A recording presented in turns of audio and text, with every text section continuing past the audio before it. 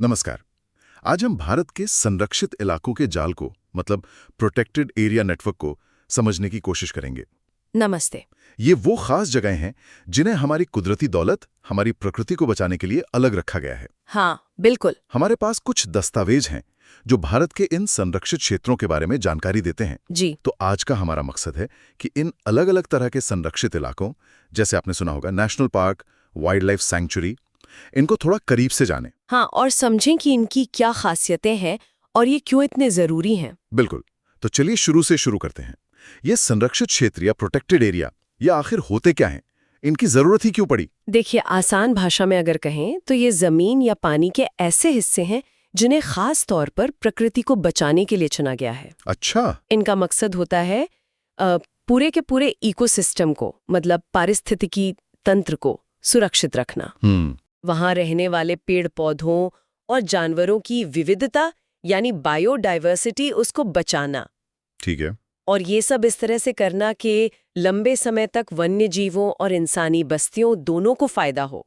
अच्छा, तो ये सिर्फ जंगल बचाने जैसी बात नहीं है, ये तो एक पूरे सिस्टम को संभालने की बात हुई। बिल्कुल, ये कुदरत के किले की तरह है, हमारे प्राकृतिक घर, संतुलन और खासकर वो प्रजातियां जो खतरे में हैं उनको बचाते हैं। किले की तरह, सही कहा। हाँ, और अगर आप देखें तो अंतर्राष्ट्रीय प्रकृति संरक्षण संघ यानी IUCN, उनकी परिभाषा भी कुछ ऐसी ही है। क्या कहती है IUCN? वो कहते हैं कि ये एक साफ तौर पर तय की गई भौगोलिक जगह है जिसे कानूनी या दूसरे असरदार तरीकों से पहचाना, समर्पित किया और संभाला जाता है ताकि प्रकृति का लंबे समय तक संरक्षण हो सके और साथ में उससे जुड़ी इकोसिस्टम सेवाएं और सांस्कृतिक मूल्य भी बचे रहें। अच्छा। और जब इन सभी अलग अलग तरह के संरक्षित इलाकों को मिलाकर देखते हैं तो इसी पूरे नेटवर्क को संरक्षित क्षेत्र नेटवर्क या पैन कहते हैं, प्रोटेक्टेड एरिया नेटवर्क। पैन, ठीक है। और भारत में नेटवर्क कैसा है, मतलब कितना मजबूत है? क्या हमारे पास ऐसा कोई सिस्टम है जो वाकई काम करता हो? हाँ, भारत ने इस मामले में काफी पहले ही गंभीरता से कदम उठाए थे। वन्य जीव संरक्षण अधिनियम 1972। हाँ, 1972 एक्ट। जी, उसने एक कानूनी ढांचा तैयार किया जिसके तहत भारत में एक व्यवस्थित और हम कह सकते हैं कि काफी मजबूत संरक्षित क्षेत्र नेटवर्क खड़ा किया गया है। ये कानून इन्हें कानूनी मान्यता और सुरक्षा देता है। अच्छा। तो इस नेटवर्क में कौन-कौन से अलग-अलग तरह के इलाके आते हैं? हमने कई नाम सुने हैं, जैसे नेशनल पार्क, सैंक्चुरीज। हाँ, कई श्रेणियां हैं और हर एक का अपना खास मकसद और अपने नियम होते हैं। मुख्य तौर पर हम बात कर सकते हैं राष्ट्रीय उद्यान यानी नेशनल पार्क्स, हाँ, वन्य जीव अभयारण्य यानी वाइल्ड लाइफ सैंक्चुरीज, ठीक है, जीव मंडल रिजर्व यानी बायोस्फीयर रिजर्व्स। फिर आते हैं संरक्षण रिजर्व्स, कंजर्वेशन रिजर्व्स, ओके, सामुदायिक रिजर्व्स, कम्युनिटी रिजर्व्स, पवित्र उपवन, सेक्रेड ग्रोव्स भी इसका एक बहुत अनूठा हिस्सा है।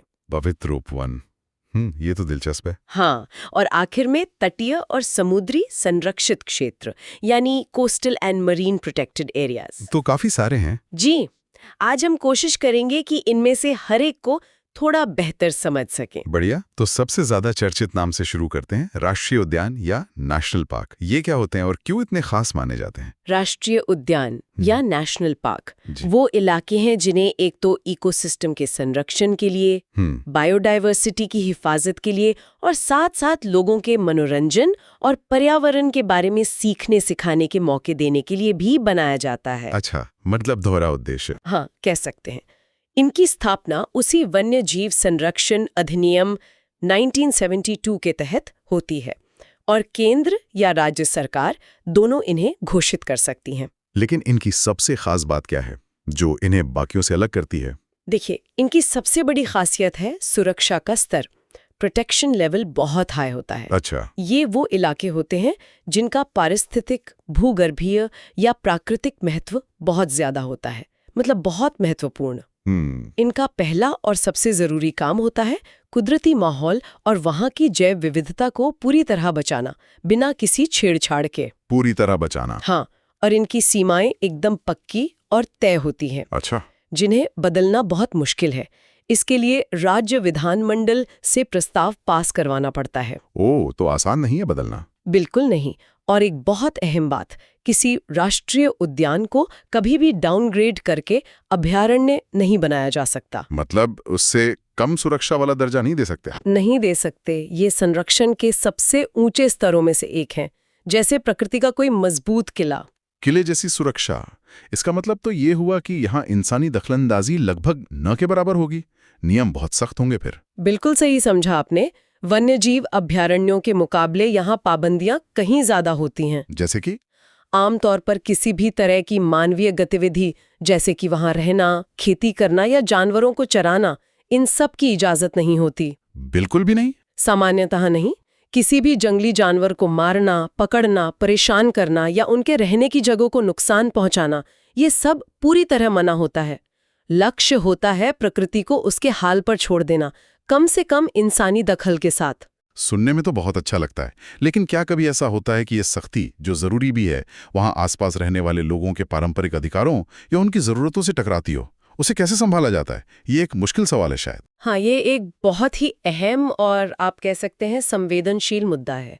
कानून तो सख्त हैं, पर जमीनी हकीकत में संतुलन बनाना हमेशा एक चुनौती रहती है।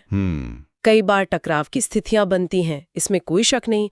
कोशिश ये रहती है कि इको डेवलपमेंट समितियों या संयुक्त वन प्रबंधन जैसे तरीकों से स्थानीय समुदायों को संरक्षण के काम में जोड़ा जाए। अच्छा। और उनकी ज़रूरतों का भी ध्यान रखा जाए। लेकिन ये सच है कि ये संतुलन बनाना आसान नहीं होता। इस पर लगातार काम करने की ज़रूरत है। समझ गया। अच्छा, भारत में अभी कितने राष्ट्रीय उद्यान हैं? कुछ जाने माने नाम अगर आप बता सकें। हाँ, अगर हम आज की बात करें तो भारत में करीब 106 राष्ट्रीय उद्यान हैं। 106? काफी हैं। हाँ, ये हमारे संरक्षित इलाकों का एक बड़ा हिस्सा है। कुछ बहुत मशहूर उदाहरण हैं, जैसे उत्तराखंड का जिम कॉर्बेट राष्ट्रीय उद्यान। हाँ, वो तो पहला भी था शायद। जी हाँ, भारत का पहला नेशनल पार्क।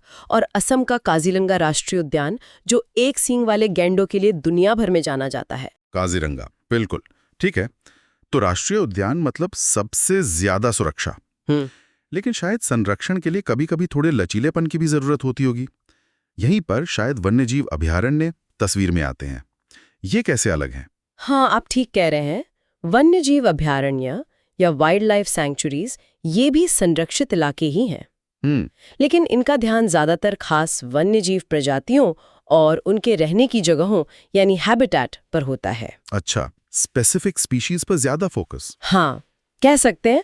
इन्हें राज्य सरकारें वन्यजीव संरक्षण अधिनियम 1972 के तहत ही बनाती हैं। ठीक है। एक दिलचस्प बात यह है कि अगर सरकार चाहे तो किसी निजी संस्था को भी कुछ समय के लिए वन्यजीवों के संरक्षण का जिम्मा सौंप सकती है। हालांकि जमीन सरकार की ही रहती है। अच्छा, ये तो नई बात है। तो क्या यहाँ नियमों में थोड़ी ढील होती है राष्ट्रीय उद्यानों के मुकाबले? हाँ, कुछ हद तक ढील होती है, लेकिन शर्तों के साथ। शर्तें मतलब कुछ मानवीय गतिविधियों की इजाजत मिल सकती है, जैसे वहां रहने वाले लोगों के निजी अधिकार बने रह सकते हैं, या सीमित मात्रा में लकड़ी या दूसरी छोटी मोटी वन उपज इकट्ठा करने की छूट मिल सकती है। लेकिन ये सब तभी तक जब तक कि इससे जानवरों के जीवन या उनके माहौल पर कोई बुरा असर ना पड़े। अच्छा, तो कंडीशन अप्लाइड है। बिल्कुल। इनकी सीमाएं भी कई बार राष्ट्रीय उद्यानों जितनी सख्ती से तय नहीं होती, और यहाँ नियंत्रित तरीके से जैविक हस्तक्षेप, जैसे कि जंगल प्रबंधन के कुछ काम किए जा सकते हैं। तो ये राष्ट्रीय उद्यान की तरह एकदम किले जैसे बंद नहीं होते? नहीं, उतने नहीं। ये थोड़े ज्यादा खुले लेकिन निगरानी वाले घर जैसे होते हैं, कह सकते हैं। ये अंतर तो स्पष्ट है, लेकिन जमीनी हकीकत में क्या इन नियमों को लागू करना हमेशा आसान होता है? खासकर अभयारण्यों में जहां थोड़ी छूट है, क्या निगरानी रखना मुश्किल नहीं होता होगा? मुश्किलें तो आती हैं, बिल्कुल आती हैं, क्योंकि यहाँ गतिविधियां ज्यादा होती हैं राष्ट्रीय उद्यान के मुकाबले। हाँ। इसलिए निगरानी रखना और ये पक्का करना कि नियम टूट न रहे हों, ये ज्यादा चुनौतीपूर्ण होता है। अवैध शिकार, अतिक्रमण या संसाधनों का जरूरत से ज्यादा इस्तेमाल, ऐसी समस्याएं अभयारण्यों में ज्यादा देखने को मिल सकती हैं। तो इसके लिए क्या किया जाता है? इसके लिए एक तो मजबूत निगरानी तंत्र चाहिए, और दूसरा स्थानीय समुदायों का सहयोग बहुत जरूरी है। उनके बिना ये बहुत मुश्किल है। सही बात है। कुछ अभयारण्यों के उदाहरण देंगे भारत में? हाँ, भारत में अभयारण्यों की संख्या तो राष्ट्रीय उद्यानों से कहीं ज्यादा है। अच्छा जी, जैसे गोवा में महादेव वन्यजीव अभयारण्य है, छत्तीसगढ़ में तमोर पिंगला है, राजस्थान में सरिस्का है जो टाइगर रिजर्व भी है, केरल में पेरियार वन्यजीव अभयारण्य है। हर राज्य में कई महत्वपूर्ण अभयारण्य हैं। ठीक है, तो हमने नेशनल पार्क और वाइल्ड लाइफ सैंक्चुरी को समझा। नेशनल पार्क सबसे सख्त, सैंक्चुरी थोड़ी छूट के साथ। मोटे तौर पर हाँ। अब एक और नाम जो अक्सर सुनाई देता है, बायोस्फीयर रिजर्व। ये क्या भला है? ये तो सुनने में और भी बड़ा लगता है। हाँ, बायोस्फीयर रिजर्व या जीव मंडल रिजर्व ये वाकई बड़े इलाके होते हैं। कितने बड़े? काफी बड़े। ये जमीन, समंदर या तटीय इकोसिस्टम के ऐसे बड़े हिस्से होते हैं जिनका मकसद दोहरा होता है। दोहरा मकसद कैसा? एक तरफ तो जैव विविधता को बचाना और दूसरी तरफ वहां मौजूद संसाधनों का टिकाऊ यानी सस्टेनेबल तरीके से इस्तेमाल करना। अच्छा, बचाना भी और इस्तेमाल भी करना। हाँ, यही इनकी खासियत है। ये सिर्फ भारत की बात नहीं है, ये यूनेस्को का एक प्रोग्राम है, मानव और जीव मंडल यानी MAB प्रोग्राम। हाँ, सुना है MAB के बारे में। जी, ये उसी का हिस्सा है जो 1971 में शुरू हुआ था। ये अंतर्राष्ट्रीय स्तर पर पहचाने जाते हैं और इन्हें राष्ट्रीय सरकारें नामित करती हैं। तो इनका नजरिया थोड़ा अलग है। ये सिर्फ बचाने पर नहीं बल्कि साथ में इस्तेमाल पर भी ध्यान देते हैं। अलग-अलग नहीं है, वो एक ही सिस्टम का हिस्सा है। बायोस्फीयर रिजर्व्स ये दिखाने की कोशिश करते हैं कि कैसे विकास और संरक्षण साथ साथ चल सकते हैं। ये तो बहुत दिलचस्प है। हाँ, और इनकी संरचना भी अनोखी होती है। आमतौर पर इनके 3 हिस्से होते हैं। 3 हिस्से? हाँ, एक सबसे अंदरूनी कोर एरिया जहां समझिए राष्ट्रीय उद्यान जैसी सख्त सुरक्षा होती है। ठीक है, कोर एरिया। उसके बाहर एक बफर जोन जहां शोध, शिक्षा और थोड़ी सीमित मानवीय गतिविधियां हो सकती हैं। Buffer zone. और सबसे बाहरी ट्रांजिशन जोन, यहाँ बस्तियां होती हैं, स्थानीय समुदाय रहते हैं, काम करते हैं और कोशिश ये होती है कि संरक्षण को उनकी रोजमर्रा की जिंदगी से जोड़ा जाए। वाह, कोर बफर ट्रांजिशन, ये तो वाकई एक बड़ा और मिला जुला नजरिया है। भारत में कितने बायोस्फीयर रिजर्व हैं? भारत में फिलहाल 18 अधिसूचित बायोस्फीयर रिजर्व है। 18? जिनमें से 12 यूनेस्को के MAB नेटवर्क में भी शामिल है, जैसे नीलगिरी बायोस्फीयर रिजर्व जो भारत का पहला था। नीलगिरी, हाँ। नंदा देवी है, सुंदरबन, पचमढ़ी वगैरह। समझ गया। चलिए अब अगले पड़ाव पर चलते हैं। सूची में अगला नाम है संरक्षण रिजर्व यानी कंजर्वेशन रिजर्व। ये क्या होते हैं? संरक्षण रिजर्व? हाँ। कभी-कभी ऐसा होता है कि बड़े नेशनल पार्क या अभयारण्य अकेले पड़ जाते हैं। मतलब उनके बीच जानवरों के आने जाने का रास्ता नहीं रहता। हाँ, कनेक्टिविटी टूट जाती है। बिल्कुल। संरक्षण रिजर्व इसी कमी को पूरा करने की कोशिश करते हैं। ये आमतौर पर राष्ट्रीय उद्यानों या अभयारण्यों से सटे हुए सरकारी जमीन के इलाके होते हैं। अच्छा, बीच की कड़ी जैसे। हाँ, एक तरह से। इन्हें 2002 में वन्यजीव संरक्षण अधिनियम में संशोधन करके जोड़ा गया था। ओके। इनका मुख्य काम होता है लैंडस्केप, सीस्केप और जानवरों पौधों के घरों, खासकर उन कॉरिडोर्स को बचाना जो अलग-अलग संरक्षित इलाकों को जोड़ते हैं, ताकि जानवर आसानी से आ जा सकें। एक पार्क से दूसरे पार्क तक सुरक्षित आ जा सके। ये दिखाता है कि संरक्षण सिर्फ बड़े पार्कों तक सीमित नहीं है, बल्कि छोटे जुड़े हुए इलाके भी बहुत महत्वपूर्ण हैं। सही बात है। और इन्हें मैनेज कौन करता है? क्या इसमें भी स्थानीय लोगों की कोई भूमिका होती है? हाँ, इनका प्रबंधन एक संरक्षण रिजर्व प्रबंधन समिति CRMC करती है। CRMC? और कानून ये कहता है कि राज्य सरकार किसी इलाके को संरक्षण रिजर्व घोषित करने से पहले स्थानीय समुदायों से सलाह मशवरा जरूर करेगी। ये अच्छी बात है, लोगों से पूछना जरूरी है। बिल्कुल, ये एक अच्छी बात है कि संरक्षण के फैसलों में स्थानीय लोगों की आवाज को शामिल करने की कोशिश की गई है। भारत में अब 115 से ज्यादा संरक्षण रिजर्व हो गए हैं। 115 से ज्यादा? कोई उदाहरण?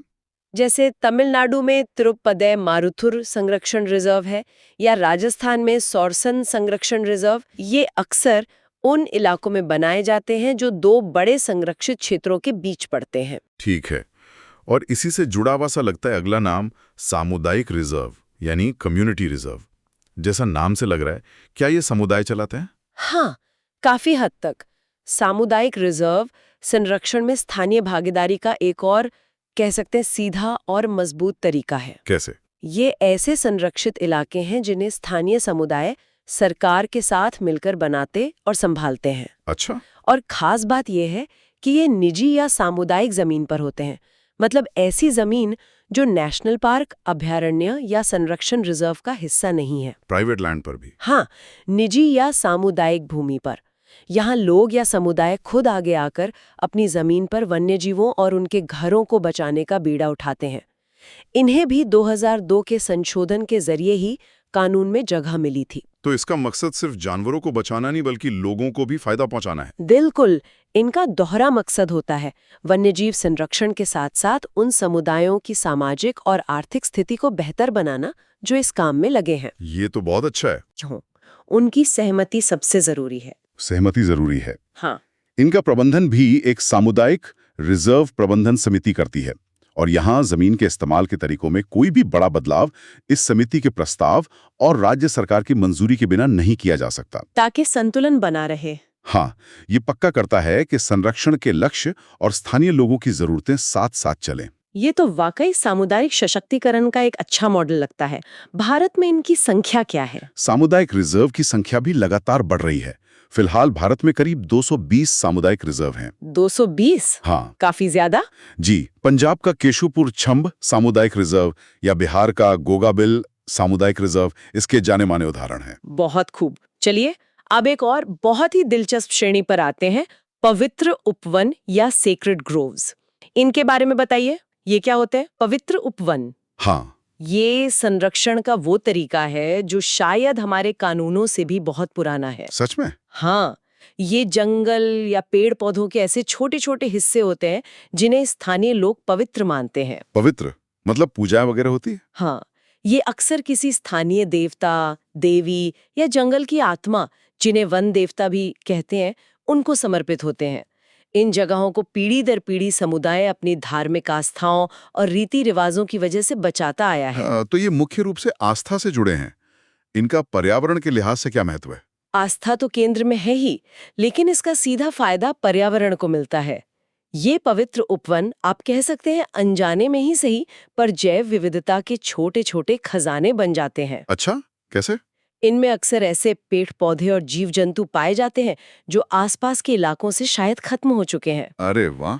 ये दुर्लभ, खतरे में पड़ी प्रजातियों के लिए एक सुरक्षित पनाहगाह का काम करते हैं। एक तरह से ये प्रकृति के अपने जीन बैंक है। जीन बैंक, सही शब्द है। हाँ, इनकी पवित्रता का स्तर अलग अलग हो सकता है। कहीं पेड़ काटना तो दूर, पत्ता तोड़ना भी मना होता है, तो कहीं कुछ छूट होती है। इन्हें पारंपरिक पवित्र उपवन या मंदिर के आसपास बने उपवन जैसे प्रकारों में बांटा जा सकता है। पवित्र उपवन, यह सुनकर वाकई अच्छा लगा कि हमारी परंपराओं में ही संरक्षण के ऐसे तरीके छिपे हैं। क्या इन उपवनों को कोई कानूनी संरक्षण भी मिलता है या ये पूरी तरह समुदाय की आस्था पर ही निर्भर है? ज्यादातर ये समुदाय की आस्था और उनके अपने नियमों पर ही चलते हैं। हालांकि कुछ राज्यों ने इन्हें कानूनी रूप से मान्यता देने या बचाने की कोशिश की है, लेकिन बड़े पैमाने पर ये अभी भी पारंपरिक व्यवस्था के तहत ही संरक्षित है। ये एक तरह से हमारी सांस्कृतिक विरासत भी है और हमारी इकोलॉजिकल धरोहर भी। वाकई अनोखा। अच्छा, अब हम अपनी सूची के आखिर में पहुंच गए हैं। तटीय और समुद्री संरक्षित क्षेत्र। जमीन की तरह हमारे सागरों को भी सुरक्षा की जरूरत है ना? बिल्कुल, और शायद जमीन पर जितना ध्यान दिया गया है उतना समुद्रों पर नहीं दिया गया था पहले, लेकिन अब इस दिशा में भी काम हो रहा है। तो ये क्या होते हैं समुद्री संरक्षित क्षेत्र? IUCN के मुताबिक समुद्री संरक्षित क्षेत्र यानी MPAs ये समुद्र तट के ज्वार भाटा वाले इलाके, इंटरटाइडल या उससे गहरे उपज्वारीय हिस्से हो सकते हैं। ठीक है। इसमें न सिर्फ समुद्री जमीन बल्कि उसके ऊपर का पानी, वहां पाए जाने वाले पौधे जैसे समुद्री घास, मैंग्रोव्स, हाँ, मैंग्रोव्स तो बहुत जरूरी है। बहुत जरूरी जीव जंतु और यहाँ तक कि कोई पुरानी सांस्कृतिक या ऐतिहासिक चीजें भी शामिल हो सकती हैं। इन्हें कानून या दूसरे तरीकों से बचाया जाता है। इनका खास मकसद क्या होता है? जाहिर है समुद्री जीवन बचाना, पर और कुछ? इनका पहला मकसद है समुद्री इकोसिस्टम को उनकी असली प्राकृतिक हालत में बचाना। ठीक है। ये पानी के नीचे की दुनिया पर ध्यान देते हैं, जैसे समुद्री घास के मैदान जो कई जीवों के लिए नर्सरी का काम करते हैं। अच्छा। संरक्षित क्षेत्र कहाँ है? भारत के पास एक लंबी तटरेखा है, तो यहाँ भी समुद्री संरक्षित क्षेत्र बनाए गए हैं। अभी करीब 31 समुद्री संरक्षित क्षेत्र MPAs हैं। 31? हाँ, इनमें गुजरात में कच्छ की खाड़ी का समुद्री राष्ट्रीय उद्यान है, तमिलनाडु में मन्नार की खाड़ी, अंडमान और निकोबार द्वीप समूह का Mahatma Gandhi marine national park, Wandoor, ये कुछ प्रमुख उदाहरण हैं। ठीक है, तो आज हमने भारत के संरक्षित क्षेत्र नेटवर्क के इस पूरे ताने बाने को देखा। राष्ट्रीय उद्यान की सख्ती से लेकर वन्यजीव अभ्यारण्य के लचीलेपन तक, बायोस्फीयर रिजर्व के बड़े नजरिए से लेकर संरक्षण और सामुदायिक रिजर्व की कनेक्टिविटी और भागीदारी तक। सही। और फिर पवित्र उपवन की सांस्कृतिक जड़ों से लेकर समुद्री क्षेत्रों की जरूरतों तक, हर धागे की अपनी जगह है इस कपड़े में, है ना? बिल्कुल।